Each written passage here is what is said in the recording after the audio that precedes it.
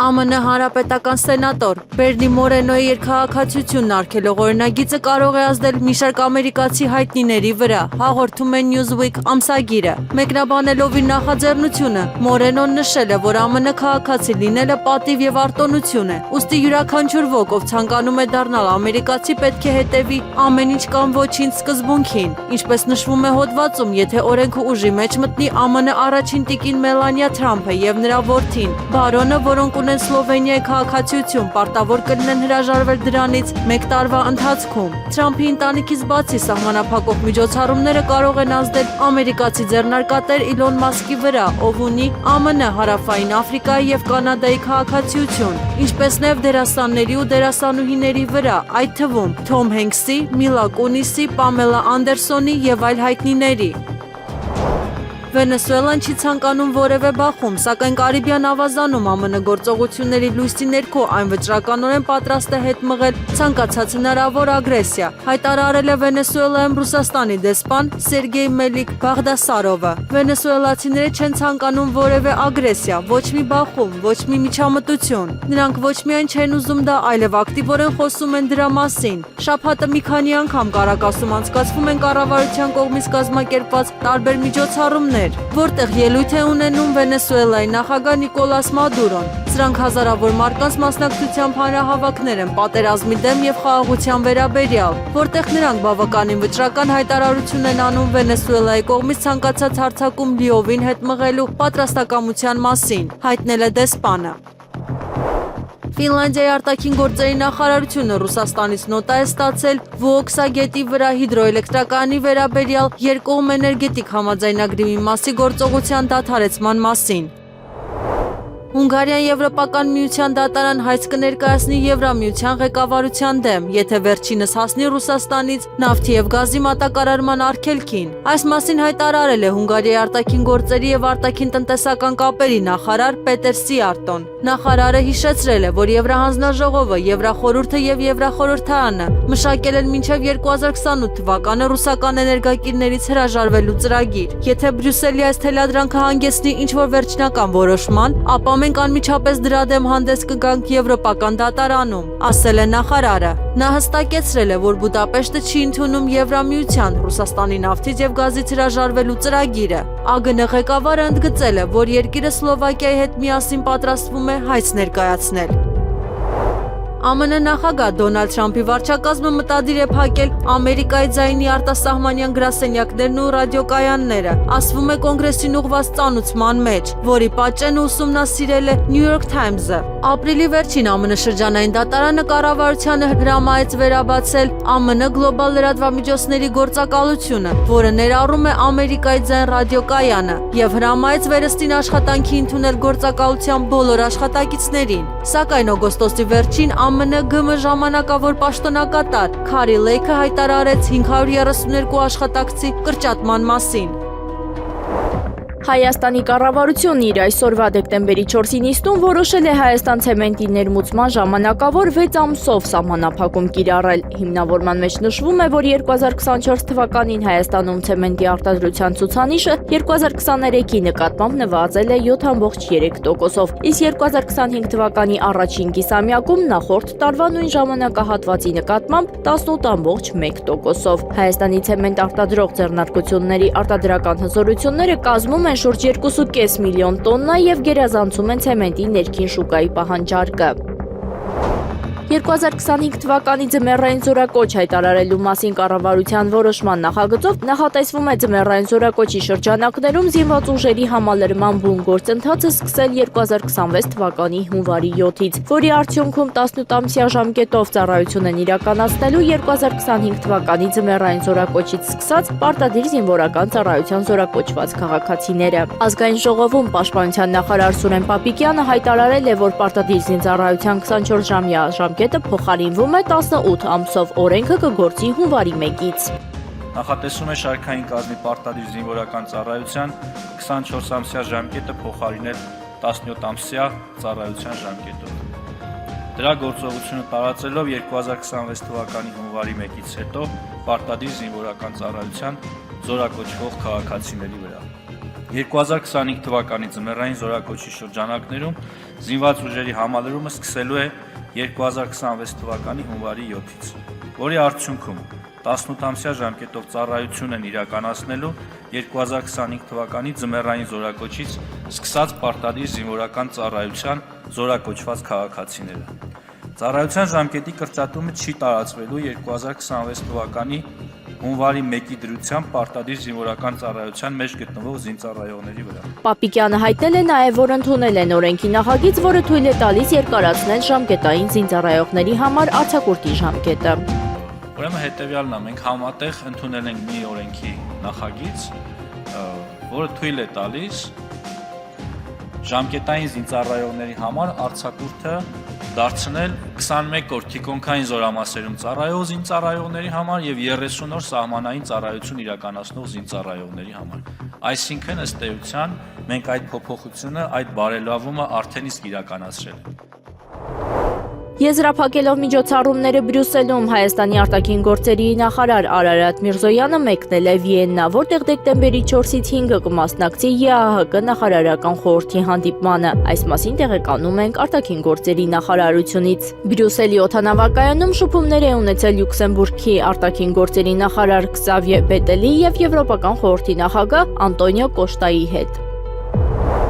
Սահմանված 8000 էլեկտրոմոբիլի քվոտան բաժանված է եղել հետևյալ համեմատությամբ 5000-ը ֆիզիկական անձանց, 3000-ը իրավաբանական անձանց դիլերներին։ Ֆիզիկական անձանց համար հատկացված քվոտան արդեն սպառված է, դիլերներինը ոչ։ Քանի որ ունենք մտավախություն, որ դիլերները չեն կարողանա ողջ քանակը ներմուծել, որpիսի չկորցնենք մեր քվոտան, հետևյալ որոշումն ենք կայացրել։ Վերահաշվարկ իրականացնենք մնացած մեքենաների քվոտան կհատկացնենք ֆիզիկական անձանց, այսինքն ավելացած չափով մենք կվերադարձնենք այդ մարդկանց մաքսազերծման համար ծախսված գումարը։ Այս մասին հայտարարել է էկոնոմիկայի նախարարի պաշտոնը զբաղեցնող Գևորգ Պապոյանը։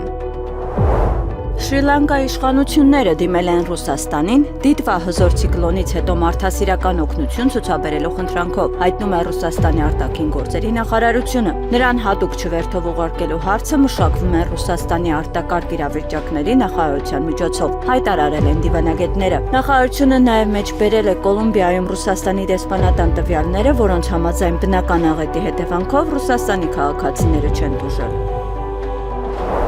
ՄԱԿ-ի գլխավոր քարտուղար Անտոնիո Գուտերեշը հայտարարել է, որ չի ցանկանում բանավեճի մեջ մտնել ԱՄՆ նախագահ Դոնալդ Թրամփի հետ։ Երբ երկու կողմերն էլ ներգրաված են բանավեճում, կա միայն մեկ ճանապարհ։ Ես հետաքրքրված չեմ ԱՄՆ վարչակազմի հետ վիճելով։ Ես հետաքրքրված եմ ՄԱԿ-ի արժեքների եւ այն արժեքների պահպանմամբ, որոնց հիման վրա իմ կարծիքով կարող ենք կառուցել ավելի արդար աշխարհ, որտեղ հարգվում է միջազգային իրավունքը եւ հաղթահարվում են հսկայական անհավասարությունները, ասել է Գուտերեշը ելույթ ունենալով Reuters Next կոնֆերանսում։ Նա ընդգծել է, որ չի շեղվի ՄԱԿ-ի սկզբունքներից եւ կպայքարի կլիմայի փոփոխության, անվտանգության խորհրդի, միջազգային ֆինանսական հաստատությունների բարեփոխման եւ գենդերային անհավասարության դեմ։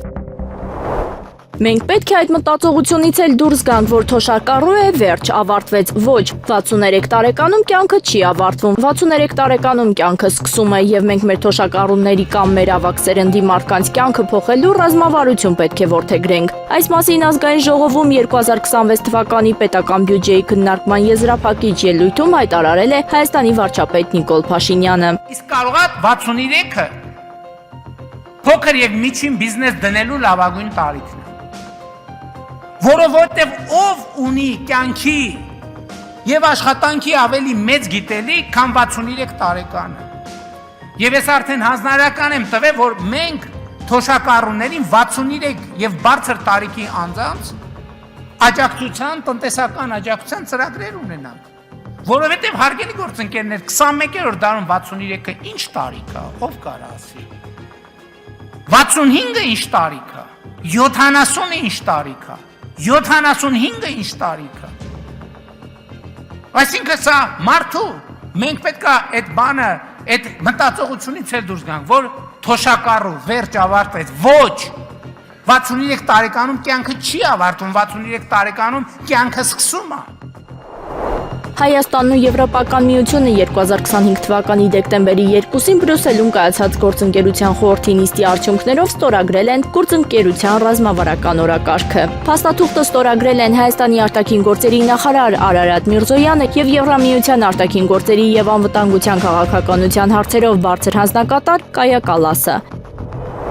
Մի քանի չվերթի ինքնաթիռներ Լառնակայից, Դուբայից, Աբու Դաբիից եւ Եկատերինբուրգից չեն կարողանում վայրեջք կատարել Երևանում։ Այս մասին տեղեկացնում են Զվարթնոց օդանավակայանից։ Մոտ 10 ինքնաթիռ շարունակում են պտտվել օդում, սպասելով վայրեջքի հնարավորությանը։ Դուբայից, Մոսկվայից եւ Աբու Դաբիից իրականացված չվերթները ստիպված են եղել վայրեջք կատարել Թբիլիսիում։ Նշվում է, որ պատճառը անբարենպաստ եղանակային պայմաններն են, խիտ մառախուղը։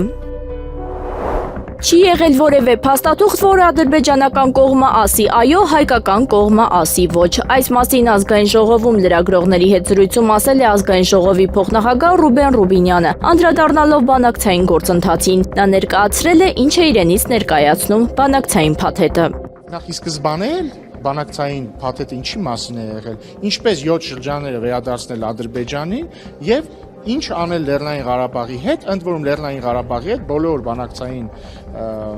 փաստաթղթերում պարզ չէր թե ինչ է լինելու, իսկ ինչ է լինել, եթե պարզ չի ինչ է լինելու, պետք է իմանաս ինչ է այդ պահին, իսկ այդ պահին բոլորը ճանաչում էին Լեռնային Ղարաբաղը որպես Ադրբեջանի մաս։ Մի վարքյան ավարտեմ, հեսա դետալներով էլ կանադառնամ։ Եվ այսինքն մի կողմից մենք ունենք ռազմական բյուջեի հարաբերակցության փոփոխություն ի օգուտ Ադրբեջանի, մյուս կողմից ունենք Ռոբերտ Քոչարյանի, Սերժ Սարգսյանի եւ իրենց մերձավորների ընտանիքների ընտանեկան բյուջեների աճ, մյուս կողմից ունենք բանակցային փաստաթղթերի շարունակական վատթարացում հայկական կողմի համար եւ մյուս կողմից ունենք մի իրավիճակ, որ Ադրբեջանը նույնիսկ այդ վատթարացող փաստաթղթերին չի ասում այո, որովհետեւ ինքը, ներողություն ես կպատասխանեմ, որովհետեւ ամեն հաջորդ փաստաթուղթ դառնում է ավելի լավը Ադրբեջանի համար։ Նաև ուզում եմ հիշեցնել, որ վերջին փաստաթուղթը, որին կողմերից որևէ մեկը ասել է այո, եղել է 2011 թվականի Կազանյան փաստաթուղթը, որին Հայաստանը իդեմ Սերժ Սարգսյանը ասել է այո, Ադրբեջանը իդեմ Իլհամ Ալիևի ասել է ոչ։ Դրանից հետո չի եղել որևէ փաստաթուղթ, ես հարցի եմ պատասխանում։ Չի եղել որևէ փաստաթուղթ, որին հայկական կողմը ասի հակառակ ասեմ, չի եղել փաստաթուղթ, որին Ադրբեջանը ասի այո եւ Հայաստանը ասի ոչ։ Հայաստանի Հանրապետության արտաքին գործերի նախարարությունը հրապարակել է ՀՀԵՄ գործընկերության ռազմավարական օրակարգ փաստաթղթի ամբողջական բովանդակությունը։ Փաստաթղթում ընդգծվում է, որ Հայաստան-ԵՄ գործընկերության ռազմավարական օրակարգը երկու կողմերի միջև հարաբերությունների զարգացմանն ուղղված կարևոր քայլ է։ Այն կառուցված է ՀԸԳՀ հիմքի վրա, սահմանելով հավակնոտ առաջնահերթություններ մի շարք ոլորտներում։ Հայաստան-ԵՄ գործընկերության ռազմավարական օրակարգն արտացոլում է նաև Հայաստանի քաղաքացիների եվրոպական ձգտումները եւ Հայաստանի ժողովրդավարական զարգացմանը, ինքնիշխանությանը, տարածքային ամբողջականությանը եւ սոցիալ-տնտեսական դիմակայունությանն աջակցելու ԵՄ-ի հանձնառությունը։ Այս ռազմավարական օրակարգում որպես համագործակցության նոր ոլորտ ներառված են անվտանգությունը եւ պաշտպանությունը, որոնց նպատակը Հայաստանի դիմակայունությունն, անվտանգությունը եւ կայունությունը բարձրացնելն է։ Օրինակ 2024 թվականին ԵՄ-ն եվրոպական խաղաղության գործիքի շրջանակներում ընդունել է Հայաստանի զինված ուժերին աջակցություն տրամադրելու Անդրանիկ միջոցառումը։ Ֆրանսիայի նախագահ Էմանուել Մակրոնի հետ հեռախոսազրույցի ժամանակ Թուրքիայի նախագահ Ռեջեփ Թայիփ Էրդողանը հայտնել է, որ կապի մեջ է Ռուսաստանի եւ Ուկրաինայի ներկայացուցիչների հետ Ստամբուլում ուկրաինական հակամարտության կարգավորման շուրջ բանակցությունները վերսկսելու համար։ Այս մասին հայտնել է Թուրքիայի ղեկավարի գրասենյակը։ Էրդողանը հայտարարել է, որ Թուրքիան ամեն ինչ անում է, որպեսզի Ուկրաինայի եւ Ռուսաստանի միջև հակամարտությունը լուծվի արդար եւ երկարատև խաղաղությամբ։ Քաղաքական գործչի խոսքով Թուրքիան պատրաստ է անել ամեն ինչ հնարավորինս շուտ խաղաղության դուռը բացելու համար։ Թուրքիայի ղեկավարը ընդգծել է, որ Ուկրաինայում երկարատև խաղաղության հասնելու համար պետք է առավելագույնս արդյունավետորեն օգտագործվեն դիվանագիտական միջոցները եւ որ Անկարան կշարունակի համապարփակ աջակցություն ցուցաբերել հրադադարի գործընթացին եւ հետագա ջանքերին։ Եվրամիության որոշ երկրների առաջնորդներ ձգձգում են Ուկրաինայում հակամարտությունը միությունը ռազմական դաշինքի վերածելու համար, հայտնել է Լյուքսեմբուրգի Եվրախորհրդանի պատգամավոր Ֆերնանդ Կարթհայզերը։ Որոշ եվրոպական առաջնորդներ ուզում են ձգձգել հակամարտությունը Եմեն ռազմական դաշինքի վերածելու եւ Եվրոպական հանձնաժողովը միասնական եվրոպական դաշնային պետության կառավարության նմանեցնելու համար, առանց անդամ պետությունների որևէ համաձայնության, ասել է Եվրախորհրդարանի անդամը։ Կարթհայզերը հավելել է, որ Ուկրաինայում հակամարտությունը ձգձգվում է հենց ի վնաս հանրապետության։ ԱՄՆ պետքարտուղար Մարկո Ռուբիոն տարածքային վեճերը նշել է որպես Ուկրաինայի հակամարտության կարգավորման բանակցությունների հիմնական վիճելի կետերից մեկը։ Նրա խոսքով վիճելի տարածքը մոտավորապես 30-50 կիլոմետր է եւ կազմում է Դոնեցկի ժողովրդական հանրապետության 20%-ը, որը ներկայումս գտնվում է Կիևի վերահսկողության տակ։ ՆԱՏՕ-ի անդամ երկրները կարողացել են զգալիորեն մեծացնել ձեռքբերումները Prioritize Ukraine Requirements List ծրագրի շրջանակում ամերիկյան պաշտպանական ձեռնարկություններից, հայտարարել է դաշինքի գլխավոր քարտուղարը Մարկ Ռյուտեն։ Նրա խոսքով գործընթացը ընթանում է արագացված տեմպերով եւ առաջիկայում հնարավոր է, որ ընդհանուր գումարը հասնի $5 միլիարդ։ Գլխավոր քարտուղարը նշել է, որ այդ գումարը ամենայն հավանականությամբ բավարար չի լինի եւ Ուկրաինային անհրաժեշտ կլինի ավելի մեծ աջակցություն։ Ռյուտեն կոչ է արել դաշինքի երկրներին շարունակել ամրապնդել Կիևի պաշտպանունակությունը, հավելելով, որ 2026 թվականի համար ՆԱՏՕ-ի ընդհանուր պատվերները պետք է կազմեն առնվազն $50 միլիարդ։ Նա նաև հիշեցրել է, որ Ուկրաինայում կոռուպցիայի դեմ պայքարի հարցում կատարվում են անհրաժեշտ քայլեր, արձագանքելով վերջին կոռուպցիոն սկանդալներին, որոնք ներառում էին ավելի քան $100 միլիոն հափշտակություն պետական գնումների շրջանակում։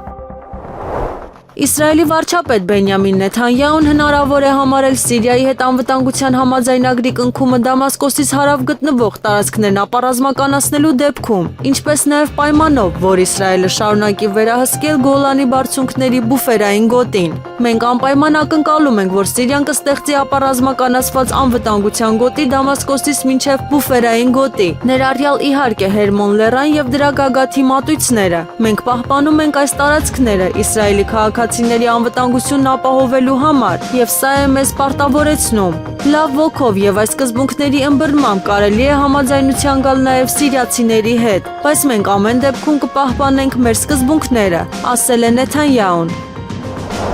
ԱՄՆ նախագահ Դոնալդ Թրամփի փեսան գործարար Ջարեդ Քուշները առանցքային դեմք է դառնում Ուկրաինայի հակամարտության կարգավորման բանակցություններում։ Այս մասին գրում է CNN News-ը։ Քուշները, որը մի քանի շաբաթ եղել է ԱՄՆ պատվիրակության կազմում, ուկրաինացի պաշտոնյաների հետ երկու բարձր մակարդակի հանդիպումների ժամանակ կրկին դարձել է Թրամփի վարչակազմի դիվանագիտական ջանքերի առանցքային դեմքը, ընդգծել է CNN-ը։ CNN-ի եւ Wall Street Journal-ի տեղեկություններով Քուշները եւ Մերձավոր Արևելքի հարցերով ԱՄՆ նախագահի հատուկ ներկայացուցիչ Սթիվ Ուիթքոֆը Մոսկվայում կմասնակցեն Ռուսաստանի նախագահ Վլադիմիր Պուտինի հետ բանակցություններին։ Ուկրաինայի նախագահ Վլադիմիր Զելենսկին ապրում է 28,000 գրիվնա աշխատավարձով, որը կազմում է մոտավորապես 50,000 ռուբլի, եւ նաեւ խնայողություններ ունի բիզնես նախագծերից։ Հաշվետվության համաձայն 2024 թվականին Զելենսկին վաստակում էր 28,000 գրիվնա, որը կազմում է երկրում պետական ծառայողի միջին աշխատավարձի կեսը։ Լրագրողների խոսքով հարմարավետ ապրելակերպ պահպանելու համար Զելենսկին հույսը դնում է քառորդ 95-ում աշխատելու ժամանակվա խնայողությունների վրա։ Զելենսկին լավ խնայողություն ունի, նա հաջողակ էր բիզնեսում, ուստի կարող է իրեն թույլ տալ եւ դա ըստ էության կարող է կամավոր աշխատել այս պաշտոնում, նշել է ուկրաինացի տնտեսագետ Վլադիմիր Դուբրովսկին։ Երեկվա դատական նիստից եւ լրագրողների հետ ճեպազրույցից րոպեներ հետո Արցախի նախագահը հրավիրվել է քննչական կոմիտե Բագրատ Սրբազանի գործով հարցաքննվելու նպատակով։ Այս մասին հայտնել է փաստաբան Ռոման Երիցյանը։ Նա նշել է, որ հարցաքննությունը տեղի կունենա այսօր։ Դեկտեմբերի 2-ին Գարեգին II ծայրագույն պատրիարք եւ ամենայն հայոց կաթողիկոսի հայրապետական տնօրինությամբ կարգալույծ է հռչակվել Թալինի տարածքային հոգևոր հովիվ Տեր-Թադե Քահանա Թախմազյանը։ Տնօրինության համար հիմք է ծառայել Արագածոտնի թեմի վարչական խորհրդի զեկուցագիրը եւ Հայաստանյան Ծառաքելական Սուրբ Եկեղեցու Մայրաթոր Սուրբ Էջմիածնի պարգևների շնորհման եւ կարգապահական հարցերի հանձնախմբի եզրակացությունը ստորև ներկայացված հիմնավորումներով առ այն, որ Տեր-Թադե Քահանան վարկաբեկել է հայ եկեղեցին եւ եկեղեցականներին, այդ թվում հրապարակային զրպարտիչ հայտարարություն տարածելով։ Իրականացրել է հակաեկեղեցական գործողություններ, մասնակցելով կարգալույց հռչակված անձի մեղքին։ Պատարակներին ամենայն հայոց կաթողիկոսի եւ թեմակալ առաջնորդի անունների հիշատակության հատվածը կամայականորեն զեղչել է, փաստացի շղթելով նվիրապետական կարգը, իրեն դուրս դնելով եկեղեցուց եւ ըստ էության հարելով հերձվածողական շարժմանը։ Եկեղեցական իշխանության նկատմամբ դրսևորել է անհնազանդություն։ Կարգալույց եկեղեցականն այսուհետ կդասվի աշխարհականների շարքին Արամայիս Թախմազյան Ավազանի անունով։ Ռուսաստանը չի կարող ռազմական առումով հաղթել Եվրոպային։ Այս մասին ըստ BBC-ի եւ Telegraph-ի Բրյուսելում կայացած ճեպազրույցի ժամանակ հայտարարել է ՆԱՏՕ-ի բարձրաստիճան պաշտոնյան, անանուն մնալու պայմանով։ Պաշտոնյան արձագանքել է Ռուսաստանի նախագահ Վլադիմիր Պուտինի Եվրոպայի դեմ կռվելու իր պատրաստակամության մասին հայտարարությանը։ Դաշինքի ներկայացուցչի խոսքով ՆԱՏՕ-ն միասնական է ինչպես երբեք իր դաշնակիցներին պաշտպանելու հարցում։ ՆԱՏՕ-ի բարձրաստիճան պաշտոնյան նաեւ հիշեցրել է Հյուսիսատլանտյան պայմանագրի 5-րդ հոդվածը փոխադարձ պաշտպանության մասին։ Նրա կարծիքով Ռուսաստանը ուժեր կամ հնարավորություններ չունի իրականում ռազմական առումով հաղթելու համար։ Ռուսաստանը չի զիջելու ԱՄՆ նախագահ Դոնալդ Թրամփի վարչակազմի կողմից առաջարկված Ուկրաինայում հակամարտության կարգավորման խաղաղության ծրագրի 3 կետերի հարցում, հաղորդում է ամերիկյան NBC News-ը։ Լրագրողների խոսքով այդ կետերից մեկը Դոնբասի տարածքի նկատմամբ վերահսկողությունն է։ Հերոստալիքը նաև հաղորդել է, որ Ռուսաստանը չի զիջելու Ուկրաինայի զինված ուժերի թվաքանակի սահմանափակման կամ Եվրոպայի եւ ԱՄՆ-ի կողմից նոր տարածաշրջանների ճանաչման հարցում։ Դեկտեմբերի 3-ին Ռուսաստանի նախագահ Վլադիմիր Պուտինը հանդիպել է ԱՄՆ նախագահի հատուկ ներկայացուցիչ Սթիվ Ուիթքոֆի հետ։ Ռուսական կողմից բանակցություններին մասնակցել են նախագահի օգնական Յուրի Ուշակովը եւ նախագահի հատուկ ներկայացուցիչ Կիրիլ Դմիտրիևը, Ռուսաստանի ուղղակի ներդրումների հիմնադրամի գործադիր տնօրենը։ Ամերիկյան կողմից մասնակցել է ԱՄՆ նախագահ Դոնալդ Թրամփի փեսան Ջարեդ Քուշները։ Վրաստանը չի ճանաչում Աբխազիան եւ Հարավային Օսիան, ուստի ներկայումս քաղաքական երկխոսությունը վերսկսելու նախադրյալներ չկան։ Այս մասին հաղորդել է Ռուսաստանի արտաքին գործերի նախարարությունը։ Ռուսաստանի եւ Վրաստանի միջև քաղաքական երկխոսությունը վերսկսելու նախադրյալներ չկան, քանի որ Թբիլիսին պահպանում է նախկին նախագահ Միխայիլ Սաակաշվիլու ռեժիմի ժամանակ որդեգրած դիրքորոշումը դիվանագիտական հարաբերությունների վերականգնումը կապել Ռուսաստանի կողմից Աբխազիայից եւ Հարավային Օսիայից հրաժարվել հետ, հայտարարել է արտաքին գործերի նախարարությունը։ Վերջինս այս պահանջը համարել է անիրատեսական։ Այո, սպասում էի, որ կարգալույց կլինեմ։ Այս մասին Եվրամեդիա 24-ի հետ զրույցում ասել է կարգալույց հռչակված Տեր-Թադե Քահանա Թախմազյանը, նշելով, որ առայժմ չի ցանկանում որևէ մեկնաբանություն անել։ Ավելի վաղ Տեր-Թադեն հայտարարությամբ էր հանդես եկել, նշելով, թե միանում է եկեղեցու դեմ դուրս եկած իր քահանա ընկերոջը Հովանավանքի նախկին հոգևոր հովիվ Տեր Ստեփան Ասատրյանին։ Տեր-Թադեն նշել էր, թե իբր եկեղեցու ներսում եղբայրասիրությունը վտանգված է, իսկ ազատ խոսքն անարգված։ Նա նաև մասնակցել էր Ստեփան Ասատրյանի կողմից Հովանավանքում մատուցված կեղծ պատարագին։ Հոգևորականները պետք է քաղաքական դիրքորոշում ունենան։ Այս մասին Եվրամեդիա 24-ի տաղավարում հարցազրույցի ժամանակ ասել է սահմանադրագետ Գոհար Մելոյանը։ Նրա խոսքով սահմանադրությունը չի կաշկանդում հոգևորականներին։ Հոգևոր հայրերի համար իրենք մշտապես ազգային խնդրահարույց իրավիճակներում հանդես են եկել իրենց խոսքով, մշտապես իրենք եղել են եկեղեցին այն կառույցն է հանդիսացել ու իզուր չէ նաև մեր սահմանադիրների հեռատես ու կուռ կամքը, որ մեր սահմանադրության մեջ հայ առաքելական Սուրբ եկեղեցու առանցքային դերը ընդգծված է։ Որն է առաքելությունը հայ եկեղեցու նպատակը։ Ուղղակիորեն սահմանադիրը ասում է եկեղեցու հիմնական գործունեության նպատակներից է հայի ինքնության պահպանումը եւ մշտապես եկեղեցին դարերի ընթացքում տարբեր իրավիճակներում անգամ երբ մենք պետականություն չենք ունեցել, հենց իր կուրկամքով, հայտարարություններով, իր վճռական քայլերով մեր հոգևոր հայրերի դեմքով ապահովել ու հասցրել է մեզ 21-րդ դար։ Իսկ ի հեճուկս ու ի տարբերություն եկեղեցու, ում համար չկա կոնկրետ վարքագծի արգելք մեր օրենսդրությամբ, վարչապետը դա բարձրաստիճան պաշտոնական անձ է ու իր համար իր անելիքների հստակ շրջանակ կա։ Ու այս ամենը ինչ տեղի է ունենում իշխանության եւ պաշտոնատար անձանց կողմից։ Դա կոնկրետ օրենքի շրջանակների սահմաններից դուրս գալ է։ Հայաստանի վարչապետ Նիկոլ Փաշինյանն այսօր ազգային ժողովում խոսել է պետական պարտքի ավելացման մասին։ Երկրի ղեկավարը մատնանշել է դրա պատճառներից մեկը՝ Արցախի հետ կապված չնախատեսված ծախսերը։ Հաջորդը, այս մի ուղղությունն է, հաջորդ ուղղությունը ինչ որ պարտքը ավելացա։ Կապված է Ղարաբաղի փախստականների եւ Ղարաբաղի հետ կապված չնախատեսված ֆունկցիաների ծախսի համար։ Ուրիշ պատմություն սրա տակ չկա եւ պարզապես գոյություն չունի։ Չեմ ասում, իհարկե նախկինում եղել են վարկային պայմանագրեր եւ այլ, այսինքն ինչ որ բնական ունաչ պետքա նախատեսված լինի։ Բայց ընդհանուր առմամբ գնահատելով կառավարության նախորդող շրջանի աշխատանքը, ես ուզում եմ ասել հարգելի գործընկերների միջալոց ուզում եմ ասեմ, որ երբ որ կառավարություն ասում եմ, նկատի ունեմ իհարկե ներառյալ քաղաքական մեծամասնության, խորհրդարանական մեծամասնությունը, որովհետև պարզ է, որ առանց խորհրդարանական աջակցության կառավարությունը չի կարող աշխատել։ Քաղաքական մեծամասնության աշխատանքը ես ուզում եմ ասել, որ ես լավ եմ գնահատում իր աշխատանքը։ Բայց ամենակարևորը տնտեսական ցուցանիշները չեն։ Ամենակարևորն է նա, որ մենք Հայաստանը դուրս ենք բերել թակարդից։ Հայաստանը դուրս ենք բերել աշխարհաքաղաքական թակարդ։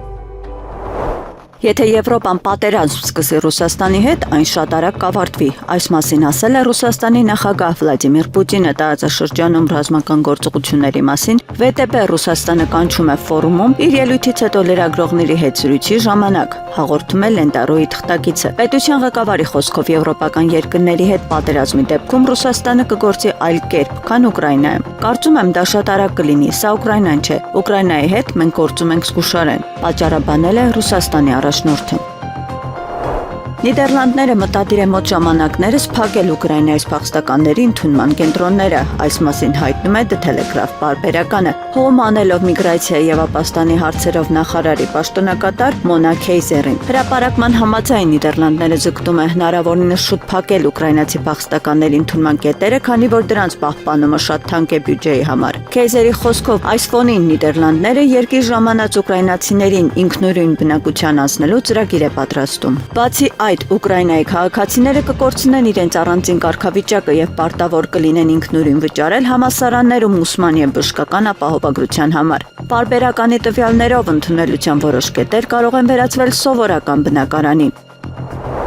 Շվեյցարիա ազգային խորհուրդը որոշել է մեղմացնել շվեյցարական զենքի պատերազմական գոտիներ արտահանումն ու վերարտահանումը արգելող օրենքը։ Այս մասին հայտարարվել է երկրի խորհրդարանի կայքում։ Երեքշաբթի օրը մեծ պալատը 120 կողմ 63 դեմ եւ 12 ձեռնպահ ձայների հարաբերակցությամբ ընդհանուր քվեարկությամբ հաստատել է ռազմական նյութերի մասին օրենքի մի քանի մեղմացումներ, ասվում է հայտարարության մեջ։ Այնուհետև օրինագիծը կներկայացվի պետությունների խորհրդին, քվեարկության եւ հավանաբար հետագայում կդրվի հանրաքվեի։ Օրինագծում բացատրվում է, որ 25 արևմտյան երկրների խումբը շատ ավելի մեծ ազատություն կունենա, քան այսօր ունեն կոնֆեդերացիայից զենք եւ ռազմական տեխնիկա գնելիս։ Նույնիսկ եթե նրանք ներգրաված լինեն ռազմական գործողություններում, Շվեյցարիան իրավունք կունենա նրանց զենք մատակարարել։ Բացառություններ կկատարվեն այն երկրների համար, որոնք բազմիցս եւ զգալիորեն խախտում են մարդու իրավունքները։ Միևնույն ժամանակ, ինչպես նշված է փաստաթղթում, Շվեյցարիայի կառավարությունը պահպանում է ցանկացած ռազմական մատակարարման վրա վետո դնելու իրավունքը, հատկապես այն դեպքերում, երբ նրա անդամները կարծում են, որ զենքի վաճառքը կարող է սպառնել երկրի չեզոքությանը։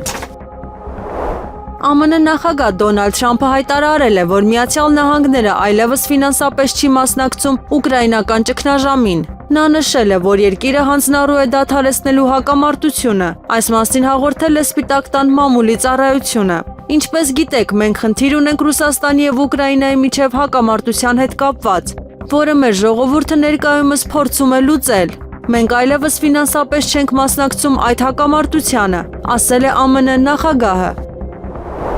ԱՄՆ նախագահի հատուկ դեսպանորդ Սթիվ Ուիթքոֆը եւ ամերիկացի առաջնորդի փեսան Ջարեդ Քուշները ըստ բրիտանական Times թերթի փաստացի հեռացրել են Կիևի համար ավելի բարենպաստ համարվող ԱՄՆ պետքարտուղար Մարկո Ռուբիոին Ուկրաինայի խաղաղության բանակցություններից։ Նախագահ Թրամփի փեսան եւ Սպիտակ տան հատուկ դեսպանորդը գրեթե 4 տարվա պատերազմից հետո դարձել են Ամերիկայի առաջատար բանակցողները Ռուսաստանի հետ։ Գործնականում անտեսելով ԱՄՆ պետքարտուղար Մարկո Ռուբիոին հայտնել է հրատարակությունը։